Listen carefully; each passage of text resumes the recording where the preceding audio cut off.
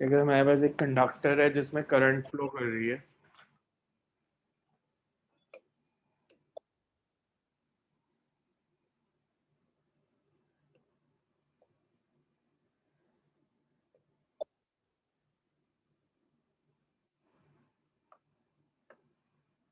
and it's placed in magnetic field.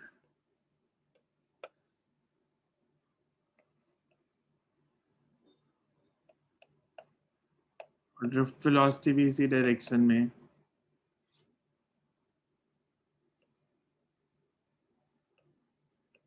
charge can be q,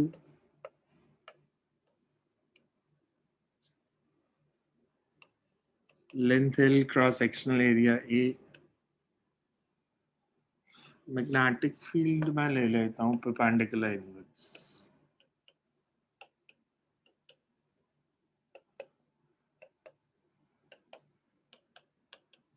तो अगर मैं किसी चार्ज पार्टिकल की बात करूं वीडी, वेलोसिटी इस डायरेक्शन में, magnetic field inverse, force act करेगी upwards.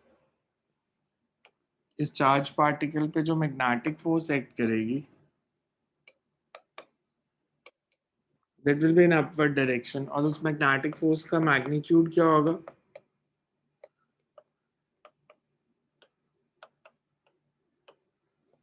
QVdB into sin 90. This is the force which acts on one charge. अगर ये force acting on one charge है, टोटल नंबर ऑफ चार्जेस कितने हैं कंडक्टर में? n n। तो जो टोटल फोर्स एक्ट करेगी that is n is number density, NaL into QVdB। और हमारे पास फॉर्मूला क्या था? अगर चार्ज Q है, NQAVD is I, NAQVD, this is I, so this becomes ILB। अगर ये 90 ना होता, एंगल थीटा होता, तो फॉर्मूला क्या बन जाता? ILB sin theta.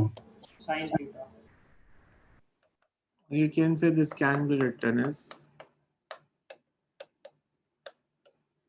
IL cross B, vector form में। So there is the force which acts on a conductor. Direction निकालनी है तो दो method, L cross B. L की डायरेक्शन वही लेनी है जो करंट की है, करंट की डायरेक्शन में फिंगर्स राइट हैंड की, और B की तरफ turn, so force will be upwards. दूसरा मेथड फ्लेमिंग्स रूल भी यूज कर सकते हो। Fleming's rule is,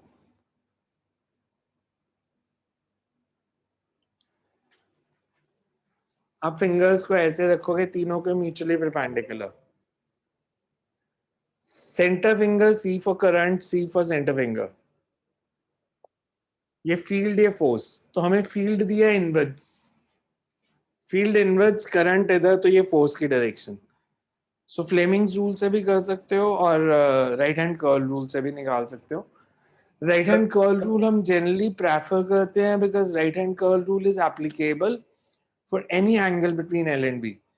Fleming's rule तभी लगता है जब करंट और मैग्नेटिक फील्ड परपेंडिकुलर होंगे। सो ये हमेशा जनरल रूल नहीं है, this is only if L and B are perpendicular. L and B perpendicular नहीं है तो राइट हैंड कर्ल रूल, जैसे मैं बोलूं से करंट इस डायरेक्शन में फ्लो कर रही है, तो ये L की डायरेक्शन हो गई है मैग्नेटिक फील्ड, तो L cross B, force will be outwards. और अगर B की डायरेक्शन बदलेंगे या करंट ऑपोजिट डायरेक्शन में फ्लो करेगी तो मैग्नेटिक फोर्स की डायरेक्शन भी बदल जाएगी। बट बेसिक कंसेप्ट इसमें भी सेम है कि जो फोर्स की डायरेक्शन आएगी that is perpendicular to both L as well as B, L और B दोनों के परपेंडिकुलर। इसमें आपको एक चीज ध्यान रखनी है जब MCQs में यूज करना है, L is not the actual length of conductor, L is the displacement vector from initial point to final point। मतलब अगर मेरे पास मान लो कंडक्टर ऐसे होता कि करंट ऐसे फ्लो कर रही है,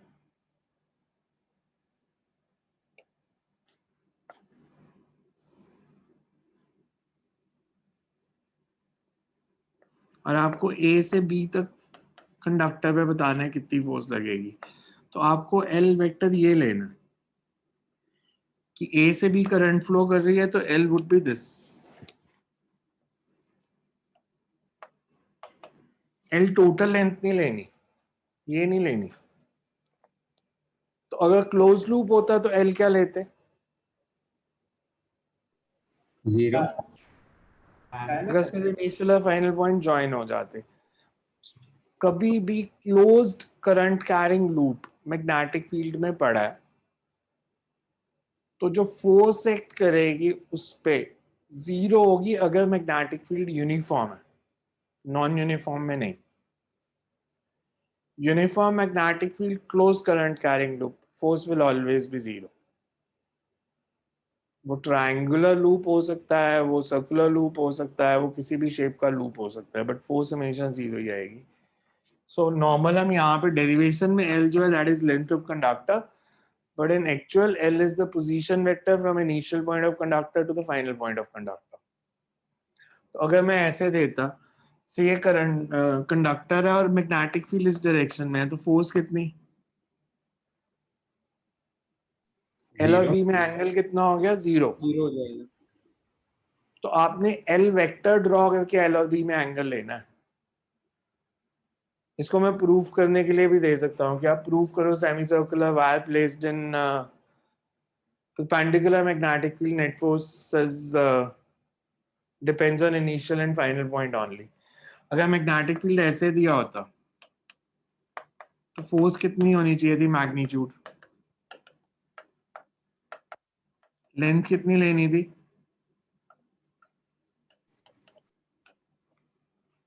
I into 2r into b. So L should be the distance between initial and final point. हाँ जी, एक बार क्लोज लूप में बता दो 0 क्यों होगा, वो समझ में क्लोज नहीं आया। लूप में इनिशियल और फाइनल पॉइंट के बीच में डिस्टेंस क्या होता है? क्लोज लूप में इनिशियल और फाइनल पॉइंट में डिस्टेंस क्या होता है? 0। दोनों एंड्स को ज्वाइन कर दिया तो डिस्टेंस कहाँ से आएगा? जी तो इसलिए फोर्स भी 0, बट सिर्फ तभी जब यूनिफॉर्म मैग्नेटिक फील्ड है। So you can draw this diagram, then we will write. समझ आया कैसे किया है? पहले हमने एक चार्ज पे फोर्स निकाल ली, पूरी वायर पे फोर्स निकालनी है तो इंटीग्रेट कर दिया। करंट कैरिंग वायर चार्ज होती है या अनचार्ज होती है? Uncharged. अनचार्ज। अनचार्ज है, हम सिर्फ जो चार्जेस जिनकी ड्रिफ्ट वेलोसिटी है उन पे फोर्स लगेगी ना, बिकॉज बाकी जो चार्जेस है उनकी ड्रिफ्ट वेलोसिटी नहीं है तो उन पे फोर्स 0 रहेगी। सो हम सिर्फ जो मूव कर रहे हैं एक एंड से दूसरे एंड तक उन पे फोर्स निकाल रहे हैं। So you can draw this, then we will write force acting on current carrying wire in magnetic field. So F का सबस्क्रिप्ट क्या लिखा है? M मैग्नेटिक शो करने के लिए उसको DFM कर दो FM की जगह, बिकॉज एक चार्ज पे है। FM हम कर देंगे टोटल के लिए। सर हाँ जी, सर वो जो साइक्लोट्रॉन है उसकी डेरिवेशन करनी है, उसमें कौन सी डेरिवेशन है? मतलब सर जो भी है वो आता है मतलब पेपर में वैसे कुछ थ्योरी वगैरह उसमें से। साइक्लोट्रॉन मैंने जो कल 2 पेज भेजे हैं ना थ्योरी के, यस सर। अगर वो आया तो वो पूरा का पूरा ही आएगा 5 नंबर में। ओके सब लिखो, मतलब थ्योरी, कंस्ट्रक्शन, फॉर्मूलाज, लिमिटेशन सब लिखना पड़ेगा 5 मार्क्स में। ओके। आजकल क्योंकि बोर्ड 5 मार्क्स के क्वेश्चन दे नहीं रहा तो इसलिए चांस कम हो गए, बिकॉज अब बोर्ड में जो 5 मार्क्स के क्वेश्चन आते हैं ना उसको फर्दर स्प्लिट कर देते हैं वो 2 पार्ट्स में, एक 3 नंबर का, एक 2 नंबर का। Yes sir. ऐसे एक पूरा क्वेश्चन 5 नंबर का आता नहीं। पहले होता था 2 डिवाइसेस आती थी, अब डिवाइस आ नहीं थी पिछले 3 साल से, तो इसलिए हम कहते हैं कि वो शायद अब इतना इंपॉर्टेंट रहा नहीं क्योंकि डिवाइस आ ही नहीं थी। सर इस बार तो वो बोर्ड ने कॉम्पिटेंसी बेस्ड क्वेश्चन भी पता नहीं कोई इंट्रोड्यूस किए हैं। इस बार तो मतलब अभी तो ये न्यूज आ रही है कि इस बार शायद बोर्ड होंगे नहीं 12th के भी। सर वो वो भी तो ऐसे, अभी वाले हैं ना जो 12th मतलब 2021 वाले। तो उनका जो पैटर्न है, पैटर्न तो आपका भी वही है, आपको भी उसी पैटर्न पे क्वेश्चन आने हैं, एमसीक्यूज भी आएंगे, बट लग नहीं रहा इस बार फाइनल एग्जाम हो पाएंगे उनके। बिकॉज बोर्ड ने पहले कहा था 1 जून कि 1 जून को हम डिसाइड करेंगे और 15 दिन का टाइम देंगे बच्चों को प्रिपेयर करने के लिए। तो अगर 1 जून को डिसाइड करते तो 15 जून। अब बोर्ड खुद ही कह रहा है शायद मीटिंग ही हम जून के एंड तक हो पाएगी। पेपर कब होंगे, रिजल्ट कब आएगा, एडमिशंस कब होंगी, पता नहीं क्या करेंगे इस बारी। 10th वालों की इतनी मुश्किल नहीं थी बिकॉज 11th में एडमिशन लेनी थी, बट 12th वालों ने तो कॉलेज में एडमिशन लेनी है। जेई मेंस 2 हो गए हैं, 2 रहते हैं। नीट का पता ही नहीं 1 अगस्त डेट है, होगा कि नहीं होगा, कैसे एडमिशंस होंगी।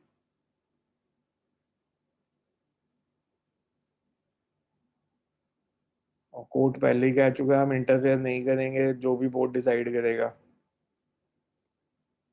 क्योंकि सुप्रीम कोर्ट का अपना व्यू पॉइंट है, they are saying health is more important than exams. Because Indian government का डेटा कुछ कहता है, सीबीएसई का डेटा कुछ और कहता है। बिकॉज कोर्ट में जब कुछ बच्चों ने प्ली ली कि हमारे एग्जाम नहीं होंगे, तो हमने मतलब अराउंड 1200 बच्चे ऐसे थे जिन्होंने कहा कि हमने JEE 1 और JEE 2 नहीं दिया, तो हम तो JEE 3 के भरोसे थे कि JEE 3 होगा तो हम उसमें देंगे और 4 में देंगे तो हमारी एडमिशन हो जाएगी। तो सीबीएसई ने डेटा प्रेजेंट किया कि जिन्होंने JEE 1 और JEE 2 दिया था वो सब 3800 students have already died due to COVID. तो वो कहते हैं हम और अफोर्ड नहीं कर सकते अब। मतलब सीबीएसई के डेटा के हिसाब से मतलब 8 लाख या 9 लाख में से 3800 बच्चे ऑलरेडी कोविड के कारण उनकी डेथ हो चुकी है। तो सीरियस इश्यूज हैं, देखते हैं बोर्ड क्या डिसाइड करता है। सर वैसे ये जेई मेंस चारों देने जरूरी होते हैं कि अपनी मर्जी होती है 1 2 या आपको 2? देना एक बार ही होता है, कंपलसरी एक बार ही है। 4 बारी ऑप्शन है, आप जिसमें फिर सबसे अच्छा स्कोर है कह सकते हो कि आपकी उसके बेस पे एडमिशन हो जाएगी, चारों में से जो बेस्ट होगा आपका। Okay sir. बट अगर आपके फर्स्ट में ही नंबर अच्छे आ गए हैं तो फिर तो हम खुद ही बोलते हैं सेकंड थर्ड फोर्थ छोड़ दो और एडवांस की तैयारी कर लो। यस। सही 2 बार हो गए अभी जैसे होना है। यार एक बार ही ना, मुझे वही बहुत बड़ी बात लग रही है अभी तो। 2 बार ही तो पता नहीं, can't say anything about it. CBSE data collect करती रहती है, डाटा कोलेक्ट कर रही है। मतलब जो इंडिया में इन्फेक्शन रेट है उनके हिसाब से उनको लग रहा है कि अगर अगस्त में भी ऐसे ही हाल रहे तो मे बी अराउंड 30-40 हजार बच्चे होंगे जिनको उस टाइम पे कोविड हुआ होगा। तो उनको एग्जाम्स का कैसे अरेंजमेंट करना है, वो कैसे पेपर देंगे। अगर कोई हॉस्पिटलाइज्ड है तो बोर्ड उनके लिए अलग से पेपर अरेंज करेगा कि नहीं करेगा, या कोई कोविड से रिकवर हुआ है, बहुत बहुत ज्यादा वीकनेस है, तो उसका क्या सोल्यूशन है बोर्ड के पास। तो कह तो तो रहे बहुत थे कि 15 मई के बाद ये स्टीप फॉल आएगी केसेस में, बाकी अब पता नहीं, अभी तो बढ़ मतलब ही रहे फॉल हैं। तो आएगी, बट आप दूसरा भी तो देखो ना, मुंबई में उन्होंने कहा है कि जुलाई मिड तक थर्ड वेव आ जाएगी। वैक्सीन इनके पास है नहीं, या तो वैक्सीन गवर्नमेंट अलाउ कर देगी, जिसने भी इंपोर्ट करनी है, मे भी प्राइवेट हॉस्पिटल्स हैं या चेन्स हैं, जो इंपोर्ट करके लगाना चाहता है वो तो लगा ले। गवर्नमेंट इज सेइंग कि इनइक्वालिटी नहीं होनी चाहिए। अगर हम ऐसे अलाउ करेंगे तो जिनके पास पैसे हैं वो वैक्सीन लगवा लेंगे, तो जिनके पास नहीं है वो कैसे लगवाएं। तो जिनके पास नहीं है उनको गवर्नमेंट लगा दे, गवर्नमेंट अपनी तरफ से इंपोर्ट करे। जिनके पास हैं जो अफोर्ड कर सकते हैं तो अपना प्राइवेट हॉस्पिटल्स को इंपोर्ट करने दें, लोग वहां जाके लगवा लें। गवर्नमेंट की तो उसमें भी हेल्प ही हो रही है कि कुछ लोग खुद पे करके लगा लेंगे तो। और फिर नॉर्मल लोगों के पास ऑप्शन भी हो जाएगी कि फाइजर की जैसे नॉर्मल हम कोविशील्ड और कोवैक्सीन की एफिकेसी को लेते हैं 80 to 85%, फाइजर की 95% है। तो फाइजर थोड़ी सी एक्सपेंसिव है, बट जो लगवाना चाहता है गवर्नमेंट को कहना चाहिए कि मंगा लो और लगवा लो, फाइजर से खरीदने दें सीधी। गवर्नमेंट वो लॉ नहीं कर रही अभी किसी को। बिकॉज यहाँ पे तो लोग गए नहीं, मुंबई या दिल्ली में तो बहुत सारी चार्टर्ड फ्लाइट चलती थी। मुंबई से लोग दुबई जाते थे, वैक्सीन लगा के वापस आ जाते थे। ये एयरपोर्ट पे काफी वैक्सीन लोग लग, सर दुबई से लगवा लिए हैं। हाँ दुबई से फाइजर की वैक्सीन बहुत सारे लोगों ने इसी तरह लगवाई है कि वो चार्टर्ड फ्लाइट होती थी, सुबह चलती थी, शाम को वैक्सीन लगा के वापस आ जाओ। सो you can write sir tuition consider. Centres भी नहीं खुलेंगे इस महीने तक? क्या? सर ट्यूशन सेंटर्स भी नहीं खुलेंगे इस महीने तक? पता नहीं, मतलब उनको ट्यूशन सेंटर से बहुत ज्यादा प्यार है।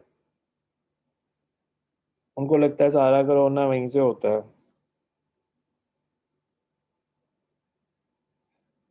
सो खोलने देंगे तो खुल जाएंगे, अगर बोलेंगे नहीं खोलने देना तो कैसे कोई खोलेगा, अगर वो लॉ ही नहीं करेंगे। बिकॉज पहले होता था वो एजुकेशनल इंस्टीट्यूशन लिख के नोटिस निकालते थे, अब तो स्पेसिफिक कोचिंग सेंटर लिखना शुरू कर देते हैं वो। और घरों में भी नहीं पढ़ाने देते, घर में जो पढ़ाते थे उन पे भी नॉर्मली रोज किसी ना किसी को पकड़ लेते हैं जाके। सो you can write consider long straight conductor. Consider a long straight conductor of length L and cross-sectional area A. Of length L and cross-sectional area A.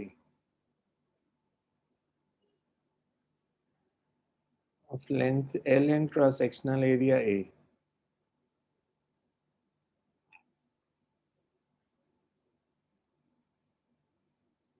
If potential difference is applied. If potential difference is applied across. If potential difference is applied across the conductor.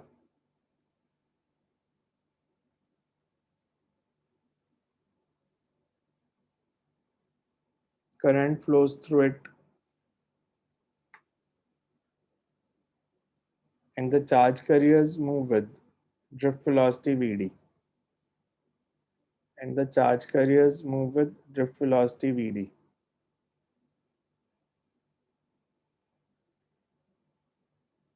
If Q be the charge,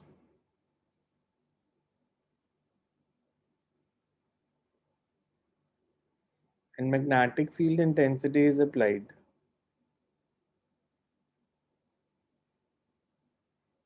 perpendicular to the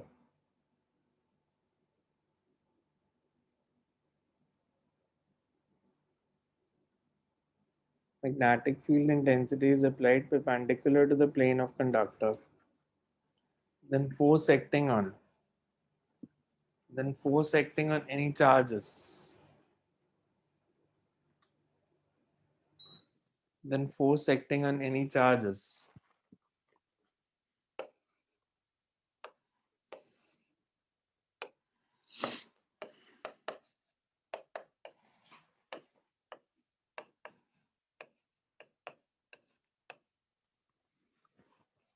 QVDB sin 90.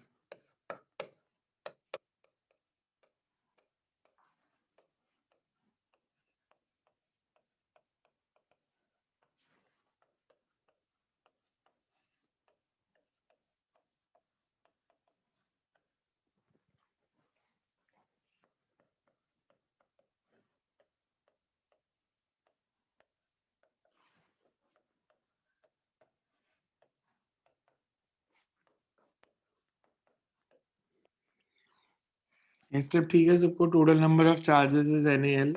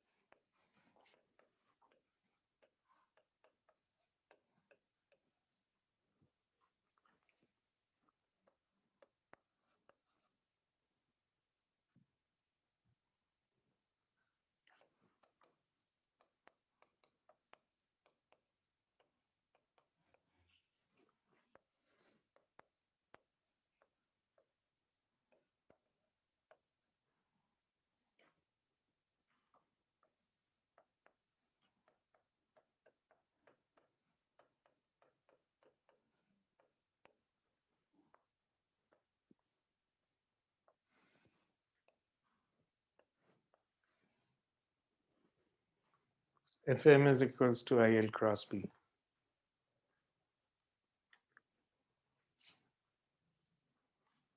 के आगे लिखो।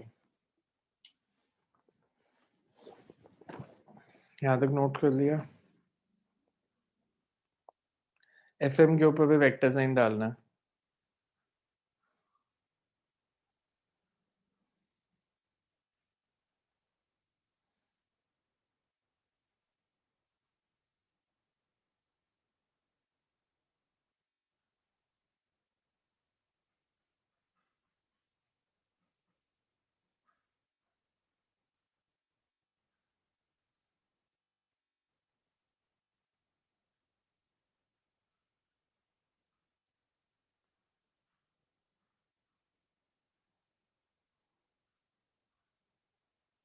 So you can write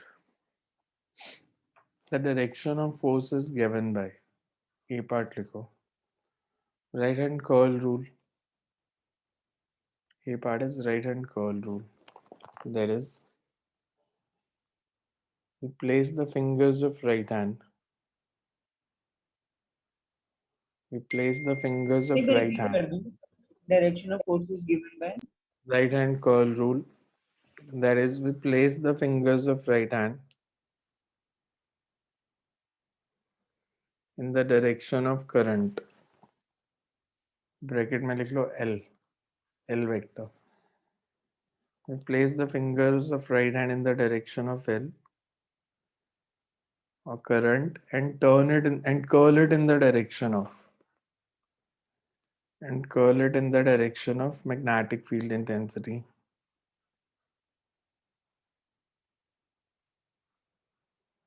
And curl it in the direction of magnetic field intensity.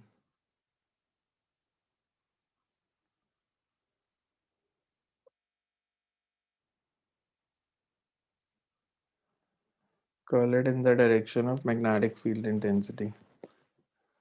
Thumb gives us the direction of magnetic force.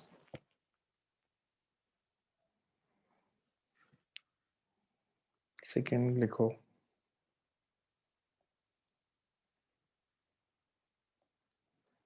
If L and B are perpendicular to each other,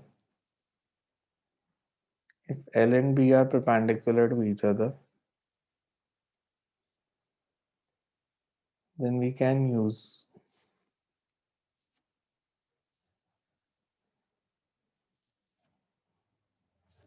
Fleming's left hand rule to find the direction of force. Then we can use Fleming's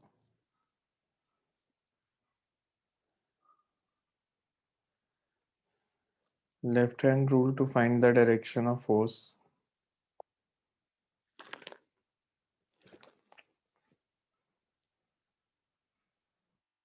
The first two fingers and thumb are kept mutually perpendicular. The first two fingers and thumb of left hand are kept in mutually perpendicular directions.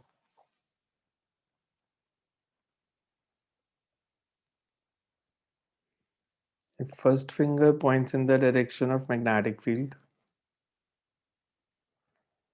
and central finger in the direction of current,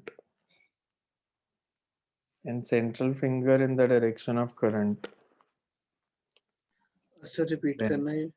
if first finger points in the direction of magnetic field and central finger in the direction of current, then thumb points in the direction of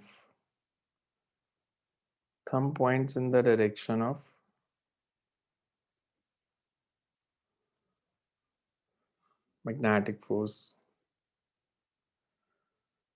Thumb points in the direction of magnetic force.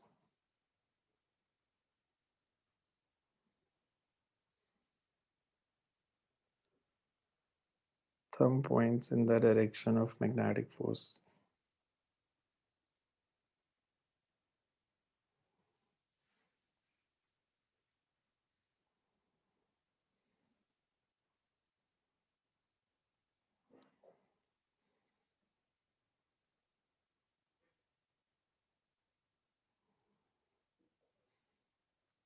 Second point या note में लिख लो इसके नीचे. First point is the direction of magnetic force will always be perpendicular to both L as well as B. Direction of magnetic force is always perpendicular to both L as well as B.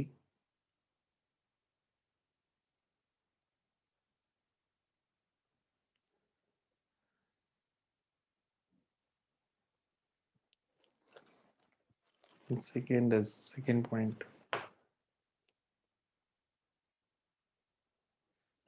The L vector in the formula represents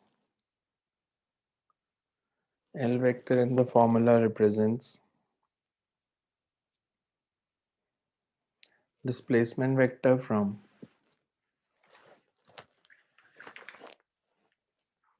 initial point to final point of the conductor.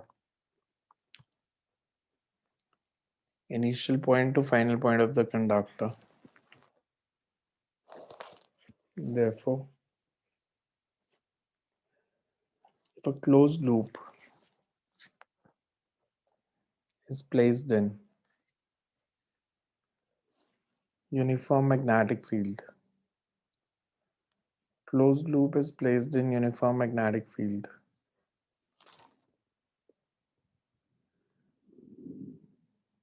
net force on the closed loop will always be zero when current flows through it.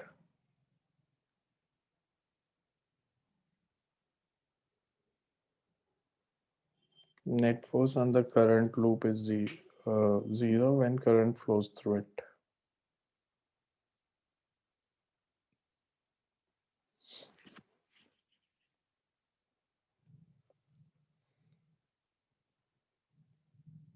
Text to write.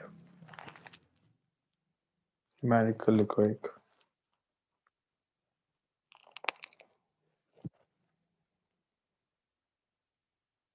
Current flows in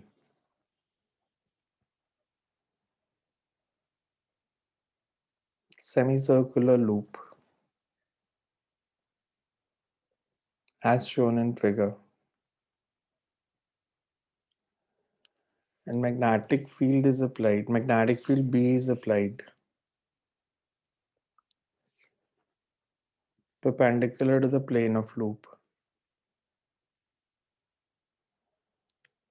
Find the force acting on conductor AB. Sir एक बार repeat कर दो, perpendicular to Plane of loop. Find the force acting on conductor AB रहने दो, PQ लिख लो because B magnetic field के लिए use करेंगे हम. Find the force acting on conductor PQ due to the magnetic field. Force acting on conductor PQ due to the magnetic field. So हमारे पास ऐसे given है.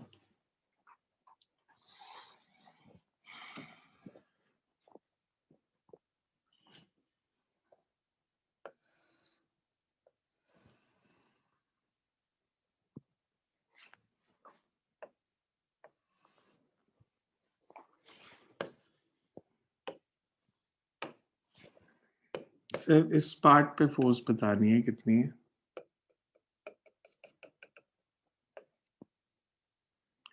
Radius of the loop is R.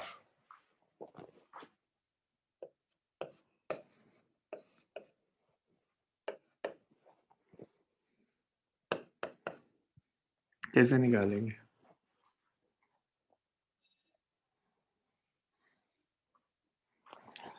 मैं अगर conductor की बात करूं, magnetic field ले लेते हैं कुछ डायरेक्शन परपेंडिकुलर से related to inwards. B perpendicular inwards है. कंडक्टर के सारे पार्ट्स पे फोर्स सेम डायरेक्शन में लगेगी या अलग अलग?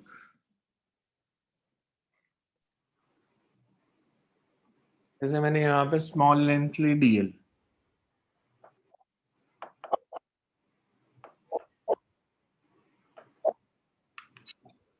मैग्नेटिक फील्ड है इनवर्स, तो डीएल क्रॉस बी, फोर्स जो लगी वो इस डायरेक्शन में लगी, डीएल और बी दोनों के परपेंडिकुलर। वेयर अगर मैं इधर लेता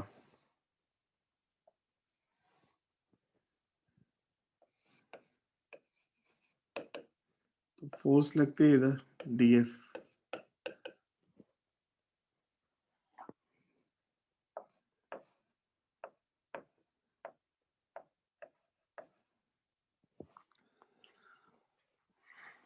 तो टोटल फोर्स निकालनी है तो कैसे निकालूं?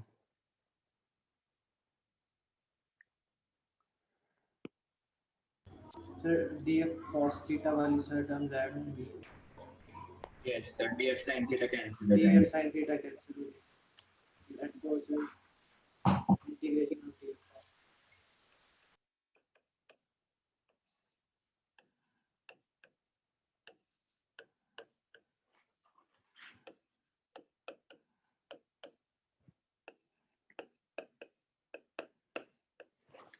अच्छा, आप कह रहे हो डीएफ साइन थीटा कैंसिल हो गया, कैसे? So opposite directions में।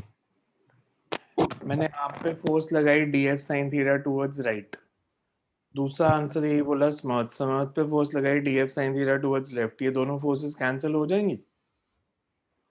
कैंसिल तब नहीं होती जब एक ही जगह पे लगे, लेकिन वायर तो एक ही है। वायर के पार्ट्स तो अलग अलग है ना। Okay sir. Yes. Integration of df sine theta और integration of df cos theta, df sine theta की इंटीग्रेशन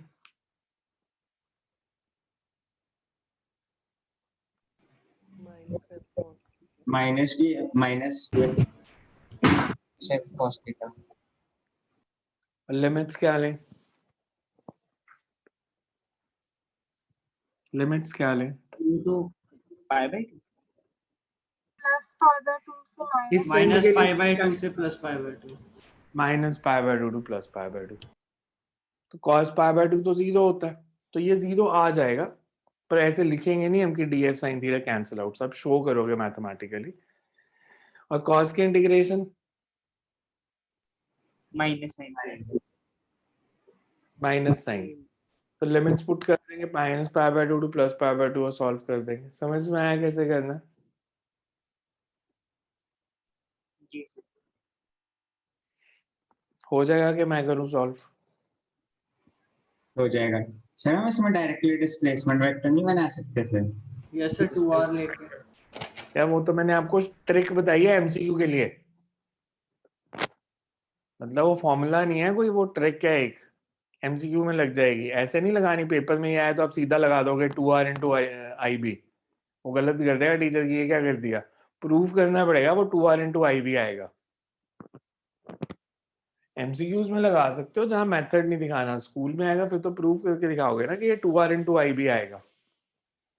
तो इसलिए इस क्वेश्चन को कंप्लीट करके देखना। सीक्वेंस से नेट फोर्स जो आएगी y डायरेक्शन में integration of df cos theta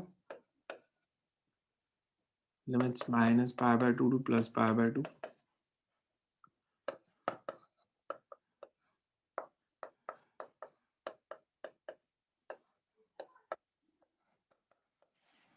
where df is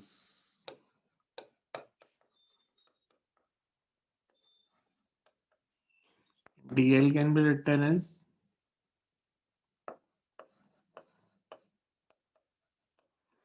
because variable same चाहिए ना थीटा, तो dl को लिख देंगे r d थीटा। क्लियर है सारा ये? इसको करके देखना कंप्लीट, आपका जो आंसर आएगा दैट शुड बी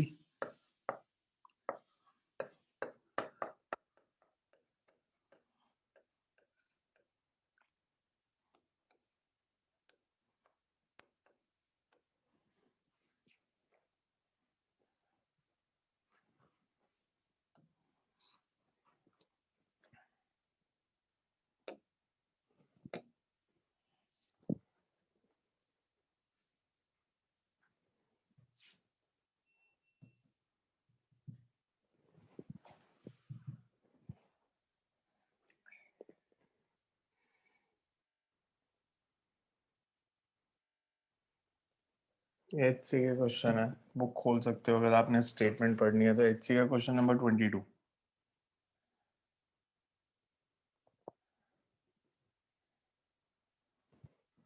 बुक में से देख सकते हो स्टेटमेंट अगर देखनी है तो। HC question page number number 20, कौन सा है?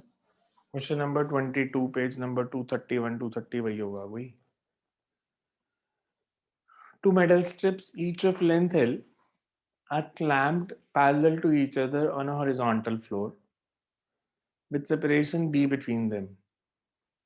A wire of mass M lies on them perpendicularly as shown. A vertically upward magnetic field of strength B exists in the space. Two metal strips are smooth, but coefficient of friction between wire and the floor is mu. Current I is established when switch S is closed at the instant t is equal to 0. Discuss the motion of the wire after switch is closed. How far away from the strips will the wire reach? Question पढ़ लो ध्यान से और देखो क्या करना है। हमें दिया दो मेटल स्ट्रिप्स हैं, उनकी लेंथ L है। वो डायग्राम में नीचे जो डार्क शेड से शो किया हुआ, these are metal strips clamped parallel to each other on a horizontal floor with separation B. A wire of mass M lies on them perpendicularly as shown. हमने बताना है if a vertical upward magnetic field is switched on. तो how will the wire move? कैसे करेंगे?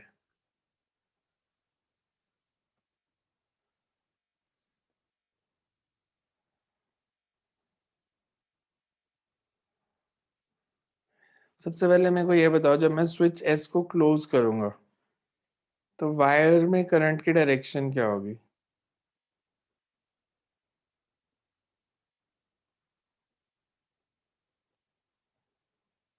Wire में current की direction anti clockwise.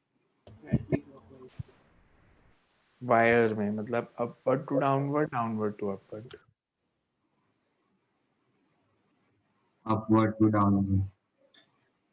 Upward to downward. Current की direction अगर मेरे को पता है तो फोर्स किस डायरेक्शन में लगेगी?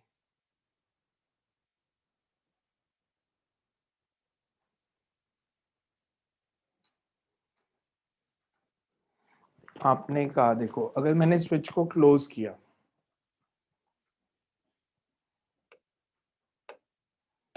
इसको क्लोज कर दिया, इसको क्लोज किया तो करंट ऐसे नहीं फ्लो करेगी, पॉजिटिव से नेगेटिव। हमें दिया है बेसिकली ऐसे, क्वेश्चन में जो पूछा उसने, इनिशियली यहाँ पे है वायर, तो इसमें मेटालिक स्ट्रिप है। थिक मेटालिक स्ट्रिप्स क्यों लगाई हैं? Resistance zero. Resistance 0 करने के लिए। हमें इसकी रेजिस्टेंस नहीं लेनी। इसमें करंट फ्लो की, करंट फ्लो की तो फोर्स किस डायरेक्शन में लगी? सॉरी, इनिशियली यहाँ पे दी हुई है, गलत कर दिया मैंने। इनिशियल पोजीशन तो दी है, हमें दिया था because at the instant T is equal to 0, ये इनिशियल पोजीशन है, करंट ऐसे फ्लो कर रही है। फोर्स की डायरेक्शन से एक बार सेटअप समझा दो, मुझे सेटअप सही से क्लियर नहीं हो रहा। ये मेटल स्ट्रिप्स हैं, ये वायर है, ये बैटरी लगी है, तो यहाँ से करंट फ्लो करेगी, करंट फ्लो करेगी तो इस पे फोर्स किधर लगेगी? से मूव क्या कर सकते हैं इसमें, मतलब वायर, वायर वायर मूव करेगी मेटल स्ट्रिप्स के ऊपर, इस पे फोर्स किधर लगेगी अगर करंट ऐसे है तो? Sir right. Right.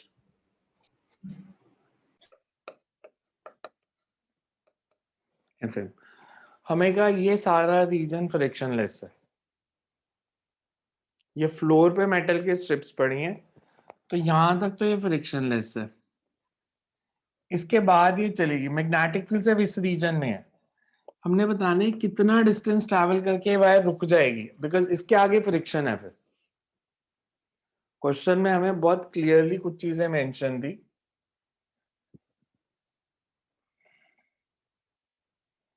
The metal strips are smooth, but the coefficient of friction between wire and the floor is mu.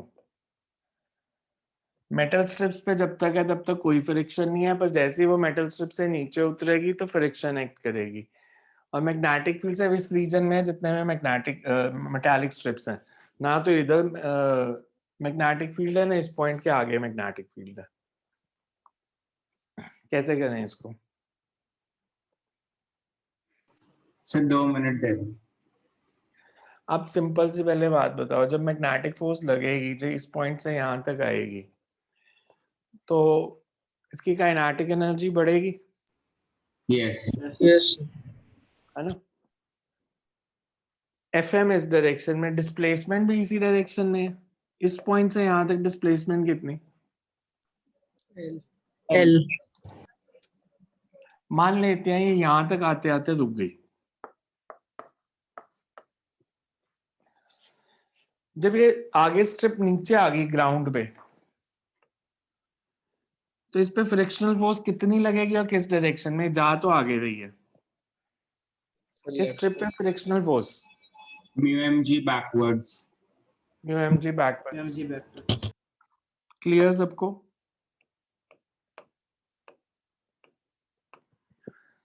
सही बात. यहाँ दोबारा आके रुक गई, नेट रवि को बस. इस पॉइंट पे आके रुक गई है. फ्रिक्शन का वर्क पॉजिटिव है या नेगेटिव है? नेगेटिव. मैग्नेटिक फोर्स का वर्क डन. पॉजिटिव. यहाँ पे kinetic energy, 0. 0.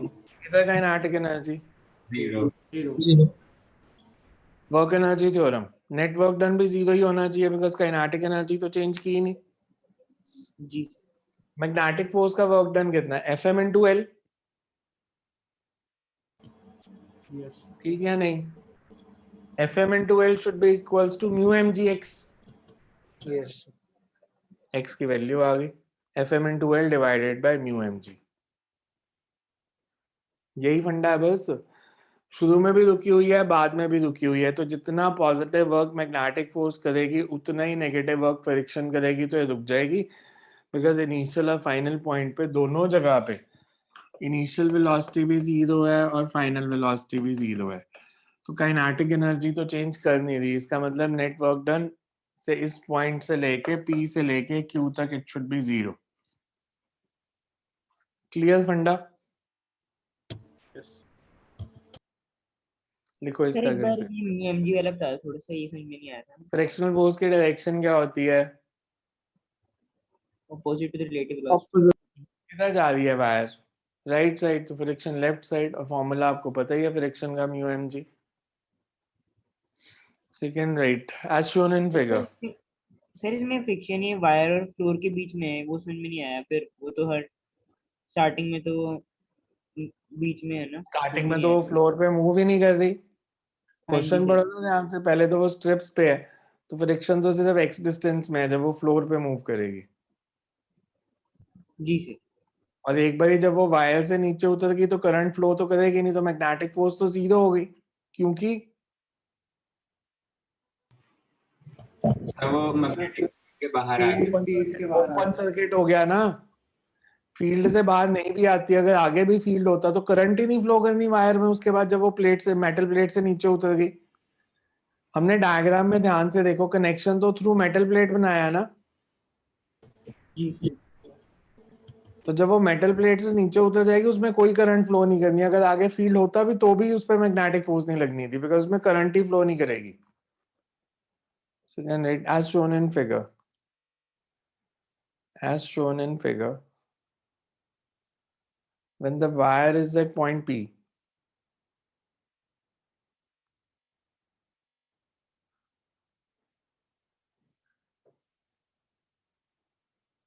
current flows in the closed loop in anti-clockwise direction.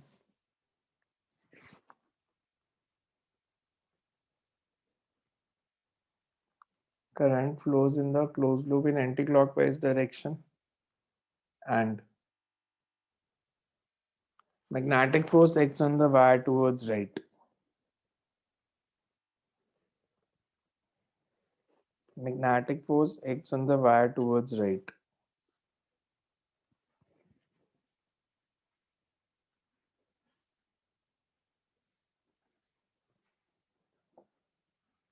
The current will flow in the wire on little. The wire is moving on. The current will flow in the wire on little. Wire is moving on metal strips.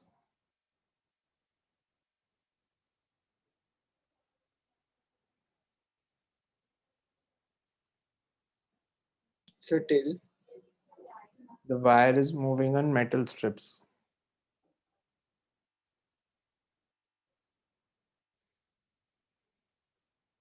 And no friction exists till it is moving on the strips. No friction exists till it is moving on the strips.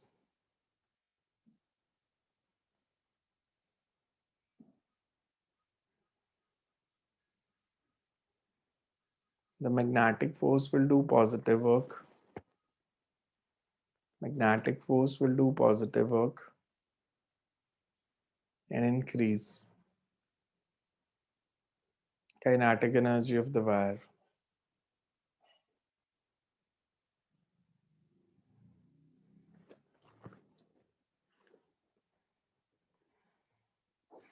Once it starts moving on the floor,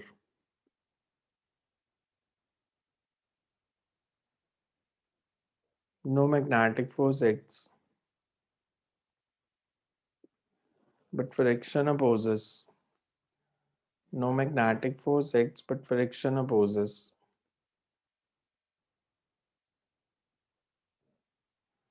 The motion of the wire, and after traveling distance x, it comes to rest.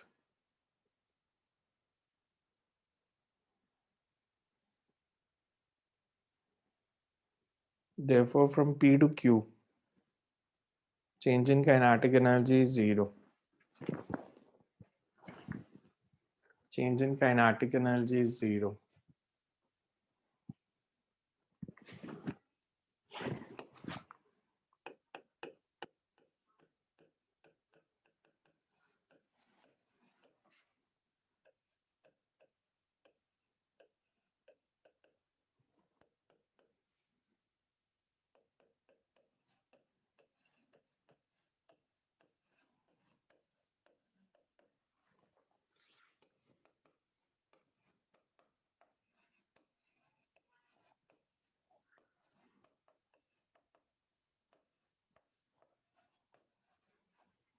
FM कितना? IB capital B.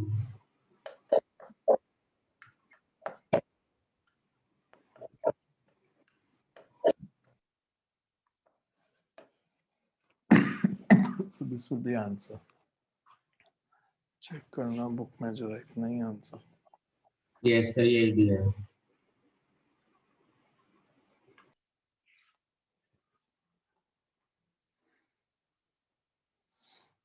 Clear है सबको ये?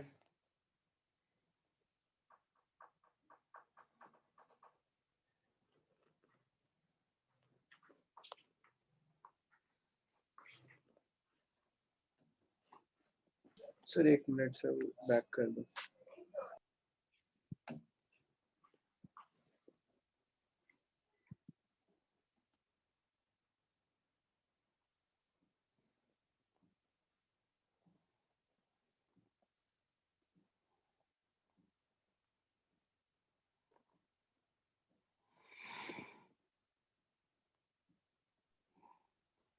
Yes.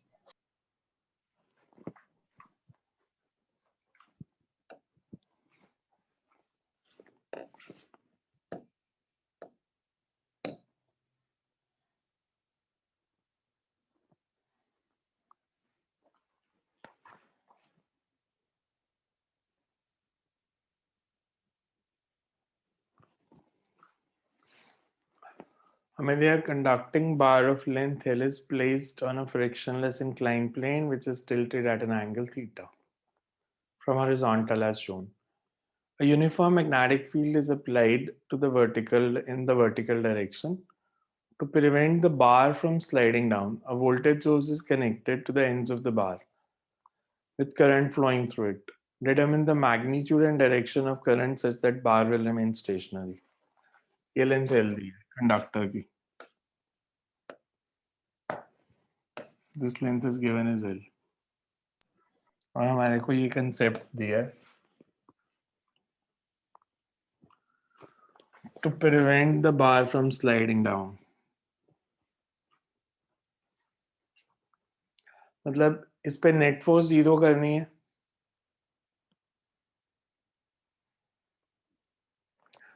मैं इसको अगर ये 3D diagram दिया हुआ है, इसको अगर मैं नॉर्मल बनाता हूँ, आप ऐसे देखो, ये दिया. तो ये एचसी का कौन सा क्वेश्चन है? एचसी का नहीं है. एचसी में शायद है, पता नहीं.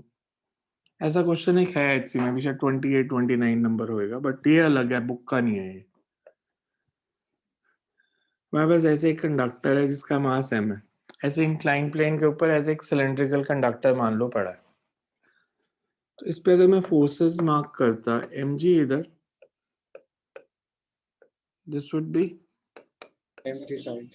ये साइंस है. mg cos. ठीक है.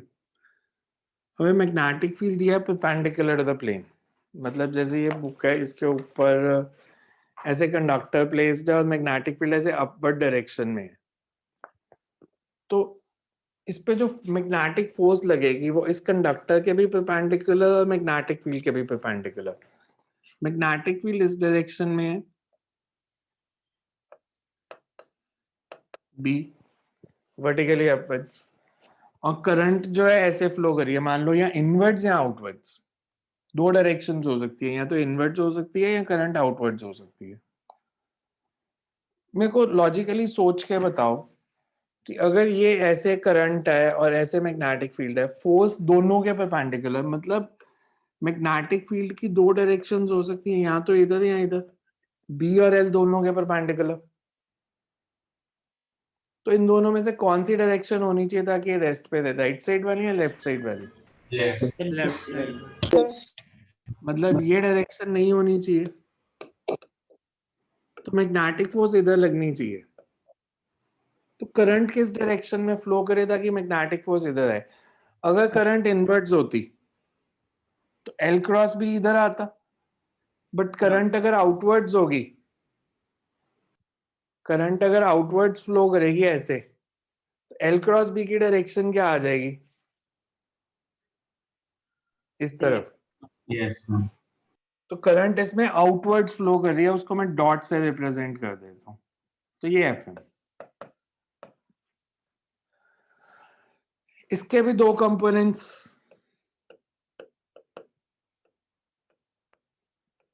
F M sine. ये रेस्ट पे रहेगा अगर M G sine theta F M cos theta के इक्वल होगा,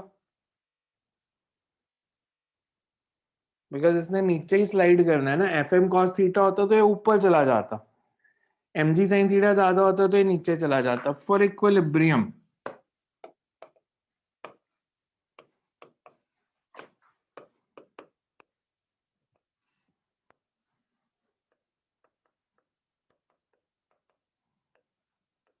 और एफ एम की वैल्यू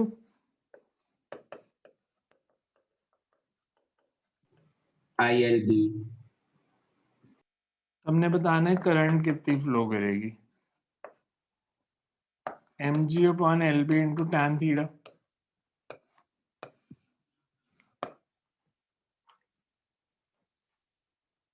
यही करंट आएगी. देखता हूँ एचसी में शायद था ऐसा क्वेश्चन एक.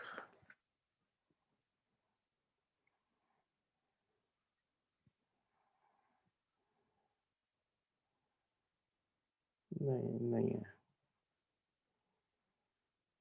ऐसा नहीं है.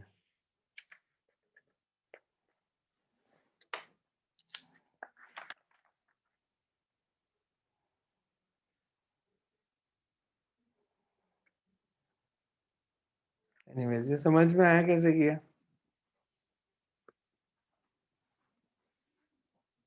सर एफएम को हमने सिर्फ लेफ्ट पे क्यों लिया था? अगर मैं राइट पे लेता मान लेते हैं अगर राइट पे लेता तो इसके दो कंपोनेंट्स कौन से बनते, ये एफ एम कॉस या एफ एम साइन। तो ये एफ एम कॉस थीटा इसको कैंसिल कर सकता था बिकॉज इन दोनों की डायरेक्शन तो सेम हो गई। ये तो सर ऐड हो जाएंगे ना। हाँ तो हमें तो नेट फोर्स जीरो चाहिए। Okay net sir, force zero तभी समझ आ आएगी अगर एफ एम इस तरफ होगा।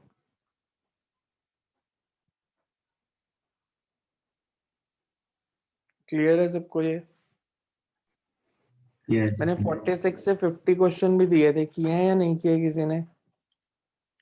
सर 46 नहीं समझ में आया था सर फर्स्ट क्वेश्चन, बाकी हो गए थे। 46 समझ नहीं आया था। Uniform magnetic field of point 2 tesla existence space is to S what should be the speed of particle uniform velocity. हमें दिया है कि चार्ज पार्टिकल मूव कर रहा है और हमें दिया है it should move with uniform velocity, मतलब net force zero. Net force zero मतलब कौन कौन सी दो फोर्सेस लग रही हैं इसमें, एक मैग्नेटिक और दूसरी मास दिया है एमजी लग रही थी इसमें mg, तो mg और ILB को इक्वेट कर दो आंसर आ जाएगा। सर, वो एमजी का समझ नहीं आ रहा था। बिकॉज दो फोर्स, इलेक्ट्रिक की जगह ग्रेविटेशनल फोर्स दी है तो mg और qv भी साइन थीटा, उनको इक्वेट कर देंगे।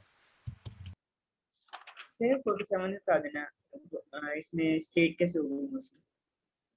47 में हमें दिया इलेक्ट्रिक और मैग्नेटिक फील्ड, तो QE is equal to QVB। Straight इसके लाइन अंदर में लेकिन तभी मूव स्टेट नहीं करेगा होती जब उससे। नेट फोर्स जीरो है। स्ट्रेट लाइन तभी होती है ना जब नेट फोर्स जीरो हो। तो दो फोर्सेस लग रही हैं इलेक्ट्रिक और मैग्नेटिक, तो दोनों का नेट फोर्स इक्वेट कर दो, सेम मैग्नीट्यूड ऑपोजिट डायरेक्शन। तो E is equal to V is equal to E by B आ जाएगा। अब आपने जो क्वेश्चंस और करने हैं HC में से, क्वेश्चन नंबर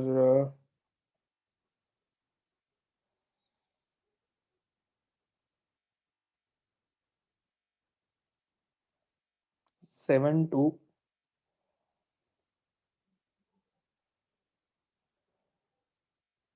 कितने कर लोगे, कितने दूं? 7 to 27। क्वेश्चन नंबर 7 to 27 सारे इसी फॉर्मूला पे बेस्ड हैं, physical ILB IL cross B। सो कोई और होमवर्क ऐड नहीं करूंगा, कोई टेस्ट ऐड नहीं करूंगा, यही आपका होमवर्क हो गया 7 to 27। और कल इसके डाउट्स करेंगे, फिर इसमें से जो नहीं निकलेंगे, आपके 20 क्वेश्चन हो गए, 21 हो गए, तो इनमें जो डाउट्स हैं वो कल करेंगे। बट इसलिए सारे ट्राई करके देखना है एक बारी। पेज नंबर 231 और 232, बिकॉज इसके बाद अब एक टॉक का हमारा फॉर्मूला रह जाएगा, तो उसके बाद तो फिर सारे 61 तक करने वाले हो जाएंगे। तो इसलिए कोशिश करो कि जितने हो जाते हैं 7 से 27 में।